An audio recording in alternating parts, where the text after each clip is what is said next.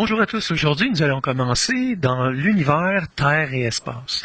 Donc nous allons laisser de côté un peu l'univers technologique, nous allons y revenir plus tard, dans le cours de l'année, mais pour le moment nous allons faire une grande parenthèse sur les deux chapitres de l'univers Terre et Espace qui existent dans votre cahier. Fait que donc au tout début, on va retrouver l'univers Terre et Espace commence à la page 328 et se poursuit jusqu'à la page 339. Les exercices qui vont être à faire en classe en lien avec ça vont être les exercices de la page 336 à aller à 339. Fait que donc, ça va être les exercices à faire. On va visualiser certains films et sans plus tarder, là, je vous demande la première question. Celle qui est pas banale, sommes-nous seuls dans l'univers? Hein? La première question qu'on pourrait se poser, c'est est-ce qu'on est seul dans ce grand univers-là?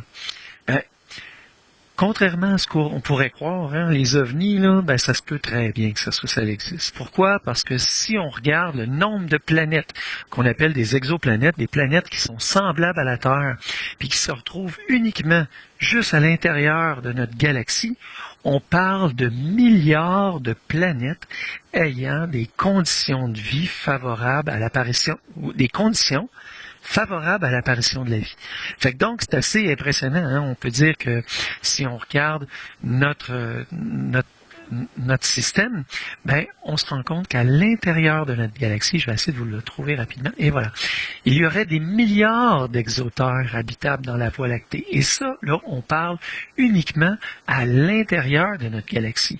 Et on sait qu'il y a des millions ou des milliards de galaxies aussi. Fait que donc, on imagine le multiplicateur, là, le nombre de possibilités qui existent va certainement nous amener éventuellement à dire que possiblement, hein, que fort probablement, il y a de la vie à l'extérieur de la Terre. Pour le moment, on n'en est pas là. Fait que donc, il faut se laisser le temps de découvrir et de continuer de découvrir. Mais ce qu'on sait par contre, c'est qu'exactement, il y a des milliards de terres qui sont semblables à la nôtre et qui pourraient abriter de la vie. Juste à l'intérieur de notre galaxie. En multipliant ça par le nombre de galaxies, on imagine les possibilités astronomiques qu'il y ait de la vie ailleurs que sur la Terre. Bon, maintenant, pour vous amener à l'intérieur de notre galaxie, hein, ben, ce qu'on va avoir besoin, c'est de figurer les différentes distances qui existent dans notre univers. Parce que si on prend, si je vous donne par exemple, on est à l'intérieur, là, on est sur notre planète, puis là, moi je veux mesurer, là, j'ai une pièce de 25 sous. Puis je veux mesurer cette pièce-là. Je vous demande quelle unité vous allez prendre. Allez vous prendre le kilomètre pour faire ça? Non, pas vraiment, hein, c'est pas mal trop gros. Fait que donc, probablement que vous allez me dire, ben, on pourrait peut-être utiliser les millimètres pour mesurer ça. Hein? Fait que ça serait une bonne idée. Comme on pourrait utiliser peut-être les centimètres. Peut-être les centimètres. Maintenant, si je vous dis que je veux mesurer la grandeur d'un terrain de football, là, ben là, si j'ai un terrain de football, puis là, je veux mesurer la distance du terrain de football, ben là, vous allez me dire, je pense que les millimètres, c'est pas trop approprié. Ça me prendrait peut-être utiliser des mètres à ce moment-là pour ce faire. Fait que là, donc, on n'est plus dans la même unité de mesure, on prend une unité plus grande. Et si je vous dis maintenant que je veux mesurer la distance qu'il y a entre Montréal et Paris, ben là, vous allez me dire, les mètres, ça correspond plus, là. On peut peut-être parler de kilomètres, parce que sinon, ça va nous en faire un paquet de zéros. Fait que donc, le même principe s'applique à l'extérieur, ou plutôt à l'extérieur de la planète. Fait que donc, si on part à l'origine avec nos kilomètres, on va dire que n'importe quelle unité qui va s'appliquer sur la Terre, fait que donc ici, on va dessiner la Terre. Hein, je dessine la Terre, puis je vous dis, bon, ça c'est notre fameux Soleil, qui devrait être des millions de fois plus gros. Je devrais le faire de même. Hein. Tiens. OK. Fait que donc, j'ai le Soleil qui est là, qui est immense comparé à la Terre, et là, je me dis, toutes les mesures qui vont être prises là, à l'intérieur de la Terre, ben, vont se prendre en kilomètres. Fait que donc, une distance de l'Afrique à l'Asie, ben, en kilomètres. Hein, on est capable de repérer ça. Maintenant, si je vais un petit peu plus loin, ben là, je me ramasse avec un problème parce que des kilomètres, c'est pas assez gros comme unité. Si je veux connaître la distance, mettons, qu'il y a entre la Terre et Pluton, ben à ce moment-là, je me dis, ouf, là, les kilomètres, ça commence à être gros. Fait que donc, il va falloir que je change d'unité de mesure. Fait que donc, je donne l'exemple, on va prendre une unité de mesure qui va nous servir un peu plus. Tiens, on va prendre justement Neptune, qui est une vraie planète. On sait que Pluton ne fait plus partie des planètes depuis un petit bout de temps. Mais donc, je vais prendre Neptune ici. Fait que maintenant, Neptune, entre la distance qui existe entre la Terre et Neptune, ben là, on va parler en unité astronomique. UA, U majuscule, A majuscule. La distance qui existe en unité astronomique, ça va être de 30,06. Maintenant, c'est quoi ça, des unités astronomiques? Ben, une unité astronomique, là, ça va être égal à, écoutez bien, là, on parle de 150 millions. Fait que si je vous mets 10 à 6, vous êtes à l'aise avec ça. Fait que 150 millions de kilomètres. Comprenez tout de suite là, que ça me tente plus bien d'écrire en kilomètres quand que je me trouve à d'avoir 30 UA pour me rendre jusqu'à Neptune. Fait que donc, les dimensions, ou plutôt les distances qui vont être mesurées à l'intérieur de notre système solaire. Hein, on sait que à l'intérieur de notre système solaire, là, quand que je parle de système solaire, on parle du système solaire qui veut dire Soleil. Hein? Fait que donc, toutes les planètes qui vont être en orbite autour de ce Soleil-là, ben on est capable de mesurer leur distance en unité astronomique. Maintenant, à partir du moment où je veux mesurer d'une étoile à une autre, ben là, j'ai un problème. Parce que d'une étoile à une autre, là, les distances sont encore plus impressionnantes que qu'est-ce qu'on a là. Fait que donc, maintenant, si je prends une galaxie, on va prendre une galaxie, et je veux mesurer une autre versus une autre galaxie. Fait que donc, on comprend tout de suite là, que si ça, c'est une galaxie, puis je dis une galaxie, puis je devrais dire même, on devrait aller un petit peu plus bas. Je devrais dire entre les différents systèmes solaires, hein, parce que on sait que dans notre galaxie, là, dans celle-là, je me trouve à avoir un paquet d'étoiles. Un paquet d'étoiles. Des milliards d'étoiles. Fait que donc des milliards de soleils à l'intérieur même de notre galaxie qui s'appelle la Voie lactée. Fait que donc, si je veux mesurer juste la distance d'un soleil à un autre, en fait, d'une étoile à une autre, là, je ne peux plus parler en unité astronomique parce que ça serait beaucoup trop petit.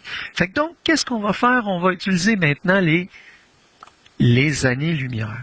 Et les années-lumière, eux autres, si je vous donne son équivalence en kilomètres, on parle de 9500, attachez votre truc, milliards de kilomètres. Fait que donc, on imagine que là, juste pour me rendre entre une première galaxie puis une seconde, on parle plus en unité astronomique. On parle en années-lumière.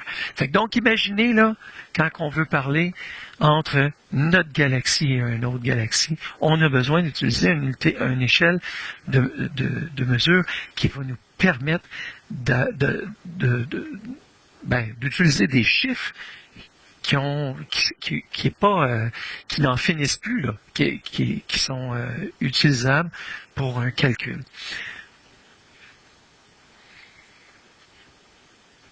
Donc, j'imagine ici qu'à l'intérieur, je me trouve à avoir mon Soleil, là, à l'intérieur de notre galaxie qui se trouve être notre Voie lactée. L'étoile la plus proche, là, ce serait celle-là ici, qui serait Proxima du Centaure. Puis, si je me demande quelle est la distance entre Proxima du Centaure et notre planète, fait que tenez-vous bien, on parle, encore une fois, d'une distance terrible de 4,2 années-lumière. Fait qu'on imagine là, l'étoile la plus proche à l'intérieur de notre galaxie, se trouve à 4,2 années-lumière. Quelque chose d'assez phénoménal. Maintenant, si on veut savoir la distance qui existe entre la galaxie la plus proche, ici, là, c'est notre Voie lactée. V, ça s'écrit de même, hein? Notre Voie lactée. La Voie lactée, puis la prochaine galaxie, la galaxie qui va être la plus proche, ben, ça va être Andromède. Et Andromède se trouve à une petite distance de 2 500 000 années-lumière. Donc, vous imaginez les distances astronomiques. Hein? On dit pas astronomique pour rien. Là. Hein? Astral, les astres, c'est des distances extrêmement grandes. Donc ici, je vous résume les différents éléments qu'on a besoin de se rappeler. L'unité astronomique, c'est l'unité de mesure qui correspond à la distance moyenne Terre-Soleil. Ah, ça je n'avais pas parlé, comme quoi c'est la distance Terre-Soleil, effectivement. Et son symbole va être le UA, U majuscule, A majuscule. Son équivalence en distance en kilomètres, 150 millions de kilomètres. Donc, on va exprimer des distances à l'intérieur de notre système solaire pour ça. Quand on regarde dans la deuxième partie, maintenant, l'année-lumière, elle, c'est une unité de mesure qui correspond à la distance parcourue par la lumière en une année. Okay? Son symbole, c'est A minuscule, L minuscule. L'équivalence en kilomètres, 9 500 milliards de kilomètres. Puis on va utiliser ça pour exprimer les distances entre les étoiles et les galaxies. Maintenant, on va passer en revue, puis je vous donne en fait des définitions là, qui sont à retenir pour vous, puis que vous allez pouvoir vous familiariser quand on va regarder le film avec Hubert Reeves. Fait que donc, si je vous dis ce qu'on va parler, de toute façon, ça va être des astres. Hein? Les astres, qu'est-ce que c'est? C'est tous les objets naturels de l'univers. Tout ce qui est inclus dans l'univers va être appelé, puis si c'est un objet naturel, on va appeler ça un astre. Maintenant, à l'intérieur de ces astres-là, donc, on peut séparer les astres et se dire, c'est quoi une étoile? Une étoile, c'est un astre qui brille par lui-même grâce à de l'énergie qu'il produit. On en connaît un, hein, c'est notre Soleil. Notre Soleil est en fait une étoile. Ensuite, on a les planètes. Les planètes qui sont des astres qui ne brillent pas par eux-mêmes. Ça va être de forme sphérique qui va tourner autour d'une étoile. Fait qu'ils sont en orbite autour d'une étoile et dont l'orbite n'est pas partagée avec aucun autre astre sauf ses propres satellites. Fait que donc ça, on parle à ce moment-là de planètes. Fait que dans l'ordre, qu'est-ce qu'on va retrouver? Ben, si je prends mon Soleil qui est ici, on va retrouver dans l'ordre la première planète dans le système solaire va être Mercure. Après ça, on va avoir Vénus. Après ça, on va avoir la Terre qui va apparaître, Mars qui va suivre, et on va poursuivre avec Jupiter, Saturne, Uranus et Neptune. Maintenant, il y en a d'autres, mais ces autres planètes qui vont suivre par la suite vont être ce qu'on appelle des planètes naines. Et ça, on va retrouver. C'est quoi une planète naine? En fait, c'est un astre qui brille pas par lui-même, qui est tout comme une planète, de forme sphérique, qui tourne autour d'une étoile, qui partage son orbite avec d'autres astres, qui n'a pas de satellite. Hein? Fait que donc, pour les planètes naines, maintenant, on va retrouver entre Mars et ici, là. On va retrouver en Mars et Jupiter. On va retrouver Cérès, qui se trouve être une planète naine. On va le retrouver beaucoup plus loin aussi. On va avoir ici, là, on a Pluton, qui se trouve avoir passé de planète à planète naine dans le nouveau catalogue, en fait. Là. Donc, on a Pluton qui se retrouve là. Et une autre planète qui a été découverte en 2003 qui se trouve être Iris.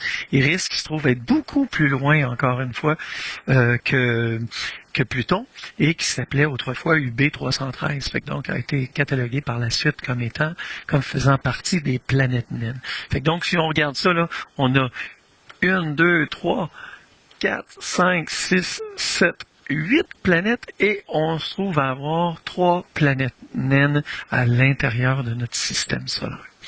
Ensuite, si on regarde un petit peu plus loin, on va dire, bon, les petits corps du système solaire, c'est quoi, là, un petit corps dans le système solaire? C'est un astre en orbite autour du Soleil qui n'est ni une planète, ni une planète naine. Fait que des exemples comme ça, là, on en vit une actuellement. Hein? Il y en a une qui se promène, on vient de déposer un satellite sur son dessus. Fait que donc, on parle d'astéroïdes et de, comme je viens de vous le mentionner, là, une des comètes qui se trouve à parcourir actuellement, qui tourne alentour, qui va passer très près de la Terre, c'est la planète Churyumov. On va essayer de le dire sans trop s'enfarger, là, mais c'est pas une planète qui est facile à nommer. Churyumov Gerasimenko. Fait que si vous essayez de vous en rappeler demain matin, n'oubliez pas, là, c'est la planète sur laquelle que Rosetta s'est posée et qui effectue actuellement des forages pour aller regarder sa composition de la comète. Fait que donc, très intéressant. Maintenant, qu'est-ce qu'un satellite? Un satellite, ça va être un astre qui est en orbite autour d'un astre autre qu'une étoile. Fait que donc, l'exemple typique qu'on a, c'est notre satellite à nous, le satellite de la Terre, c'est la Lune. Hein? Fait que donc, la Lune tourne autour de la Terre qui, elle, à son tour, tourne autour du Soleil. Fait que donc, le système solaire maintenant, c'est quoi? C'est constitué d'un Soleil et de tous les astres qui sont en orbite autour de lui. Et si on va un petit peu plus loin, tantôt je vous parlais de galaxies. Hein? La galaxie, c'est quoi? C'est un énorme regroupement d'étoiles et de matière en orbite autour de son centre. Fait que donc, tous les éléments tournent alentour du centre de la galaxie. Plusieurs types de galaxies. On va avoir les galaxies qui sont en spirale. Les galaxies en spirale, comme la nôtre, c'est la galaxie qu'on a. Notre Voie lactée, c'est une galaxie spirale. Ensuite, on a des galaxies qui sont elliptiques et d'autres irrégulières. Maintenant, pour vous donner des idées de grandeur de l'espace qui est entre Cérès, celle qui est le plus près du Soleil, la première planète naine, fait qu'elle est à 2,77 années-lumière, 2,77 années-lumière, et sa surface est faite de roches. Fait que donc, on dit que son diamètre à l'équateur est de 940 km, et ça lui prend 4,6 années pour faire le tour du Soleil. Elle n'a aucun satellite naturel connu alentour d'elle. Pluton, par contre, se trouve à avoir 3 satellites naturels connus. Elle est à 39,55 unités astronomiques. Elle est composée de glace avec un diamètre à l'équateur de 22,90 km, 2290 km, et ça lui prend 247,7 années pour faire une année terrestre, en fait, pour faire le tour du Soleil une fois. Fait que donc, on imagine, hein, c'est assez long. Iris, la plus lointaine, c'est la 67,67 unité astronomique, aussi composée de glace, et son diamètre est sensiblement le même que celui de Pluton, là, 2400 km, et ça lui prend, elle, le double du temps que Pluton pour faire le tour du Soleil. Elle a un seul satellite naturel qui est connu actuellement. Fait que donc, caractéristique maintenant du satellite naturel de la Terre, c'est notre Lune. Notre Lune est à une distance moyenne de 384 000 km. Elle est composée de roches, hein, c'est une surface rocheuse. La température de jour, 127 degrés Celsius et moins 173 degrés Celsius la nuit. Distance à l'équateur, elle a 3476 km de diamètre. Maintenant, si on se demande qu'est-ce qu'on peut voir à l'œil nu, bien évidemment, on peut voir le Soleil, hein, ça c'est officiel. On peut voir aussi tous les satellites. Quand je vous dis satellites, je vous dirais satellites artificiels, hein, les satellites artificiels qui reflètent beaucoup de lumière la nuit. La lumière du Soleil est reflétée sur les parois métalliques et on les voit se promener alentour de l'orbite terrestre, sur l'orbite terrestre, je devrais vous dire. Et ensuite, évidemment, on voit le satellite naturel de notre Terre, qui est la Lune. On voit des étoiles, on voit plusieurs étoiles de notre Voie lactée. Et on voit aussi 5 planètes qui se trouvent à être composées. On voit aussi la Voie lactée. Hein? On va voir cette traînée d'étoiles, de brillance, de nuages cosmiques qui se trouvent être dans le ciel, qui nous permet de voir notre galaxie. Fait que donc, Maintenant, quel phénomène qu'on peut voir à l'œil nu? Ben, on peut voir évidemment l'alternance entre le jour et la nuit, et aussi un mouvement apparent des étoiles dans le ciel. Hein? C'est-à-dire que le fait que la Terre est en orbite sur elle-même, ben à ce moment-là, ça nous permet de voir un certain déplacement. On a l'impression que ça se déplace alentour de la Terre. Évidemment, c'est pas ça qui se passe, c'est l'inverse. Et les autres phénomènes qu'on peut voir, ben, l'alternance des saisons, c'est très évident. On voit passer l'été, l'automne, l'hiver et le printemps. Et finalement, les différentes phases de la Lune. Hein, quand on voit le premier quartier, une nouvelle Lune, une pleine Lune, une demi-Lune, etc. Fait que donc, on voit ces phénomènes. Pour faire l'observation maintenant des astres, on va se servir dans un premier temps de jumelles. C'est suffisant souvent pour aller voir le relief de la Lune, les télescopes, les radiotélescopes, les radars, les observatoires, les stations spatiales, puis les sondes spatiales. Fait que donc, tout ça, ça va être des éléments qui vont nous permettre d'observer les astres. Je vous montre ici un exemple de télécole, le LBT, qui se trouve être un télescope qui est sur le mont Graham en Arizona. Fait que donc, un des plus gros. En fait, il l'était à la fin de l'année 2006. Après ça, je pense plus qu'on a fait vraiment des télescopes sur la surface de la Terre. On est plus porté à regarder qu'est-ce qu'on est capable de faire à l'extérieur de la Terre pour avoir une meilleure vue. Fait que donc, on travaille plus sur les télescopes à l'extérieur de la Terre. Maintenant, on ne fait pas rien que regarder les étoiles, mais on les écoute aussi parce qu'elles ont quelque chose à nous dire. Hein? On va se rendre compte un peu plus loin en regardant certains films, certaines vidéos, que les étoiles parlent, elles chantent en fait, et elles émettent des sons, et ça va nous permettre d'identifier des éléments qui se trouvent être dans l'ensemble de notre univers. On va être capable de reconnaître, et aussi évidemment, on est intéressé à écouter. Hein, les radiotélescopes vont être composés d'antennes, puis ce qui se trouve à recevoir, ça va être des ondes. Fait que des ondes qui vont être reçues par les radiotélescopes. Très souvent, les radiotélescopes sont regroupés dans ce qu'on appelle des arrays, c'est des regroupements de radiotélescopes pour former, vous voyez, un immense télescope qui fonctionne tous ensemble. Fait que donc ça, c'est assez particulier. On va retrouver ça aux États-Unis.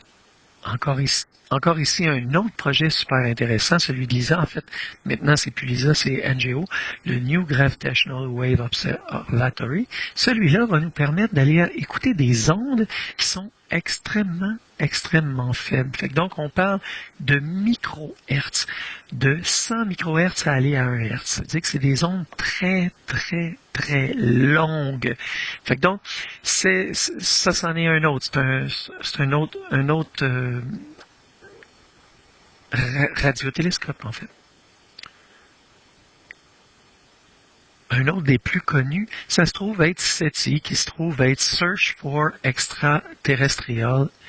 Je pense que c'est Extraterrestrial Life, je sais pas trop, mais c'est I, je sais pas comment ça se termine. Mais bref, vous pourrez regarder c'est quoi le dernier, là. Search for Terrestrial Intelligence. Et voilà. Fait que donc, SETI, on va se servir des ordinateurs. Vous pouvez même participer à SETI en installant un petit logiciel qui va comptabiliser. SETI, ça se trouve être un regroupement d'antennes qui se trouve et toute cette information-là qui est traitée va être traitée par les ordinateurs à travers la planète qui veulent bien participer à leur recherche. Et pour faire ça, c'est simple. C'est que vous laissez votre ordinateur allumé et la nuit ou quand votre ordinateur ne sert pas, il va servir à ce moment-là à traiter de l'information qui a été recueillie dans l'univers. Vous pouvez même participer à cette recherche pour de la vie extraterrestre. Maintenant, l'autre concept qui est utilisé pour observer le ciel et observer les astres, ça va être les différents radars. Hein. Le radar, c'est un système qui va fonctionner en émettant. Il va émettre des ondes qui vont être réfléchies sur les astres et qui vont revenir. Et ça va nous permettre, tout comme Actuellement, on utilise ce principe-là pour les radars automobiles. Hein. C'est l'effet, on appelle ça l'effet Doppler, qui va nous permettre de voir si un astre ou si un objet se déplace en s'éloignant ou se rapprochant de nous. Ici, on peut voir aussi les observatoires. Les observatoires vont être des places qui vont être dédiées pour l'observation des astres.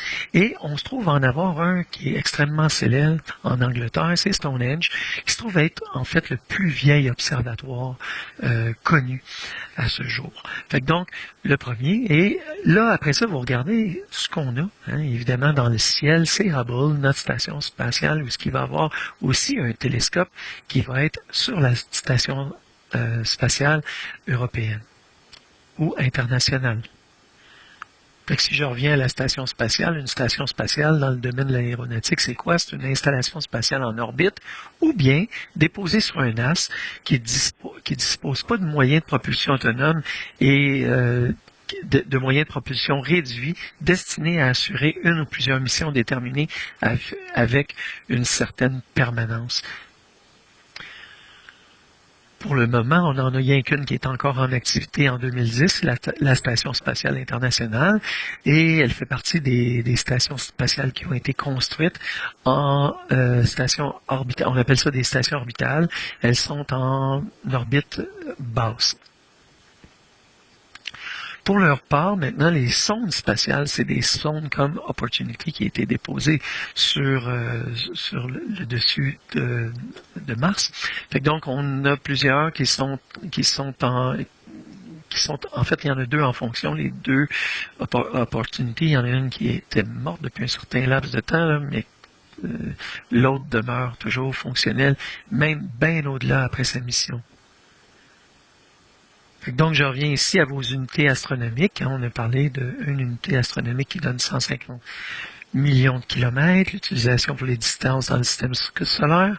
L'année-lumière qui, elle, est utilisée correspond à la distance parcourue de la lumière en une année. On parle de 9500 milliards de kilomètres et on dit que la lumière, c'était la vitesse la plus rapide. Mais en 2011, une nouvelle découverte, la vitesse supraluminique, la vitesse plus rapide que la vitesse de la lumière des neutrinos, ça demeure encore à l'étape d'une hypothèse et non pas vraiment d'une découverte, parce qu'il semblerait que c'est pas encore prouvé, comme quoi qu'il y aurait une vitesse supérieure pour les neutrinos. Bon, maintenant, ça va conclure cette première capsule sur Terre et espace. Je vais vous demander de faire les pages. Page 336, aller à la page... on va la trouver. 339. Hein, 336 à 339. Faire ça pour le prochain cours, c'est votre devoir. Et au prochain cours, je vais vous présenter un film qui va certainement vous intriguer. Là-dessus, je vous souhaite un bon cours.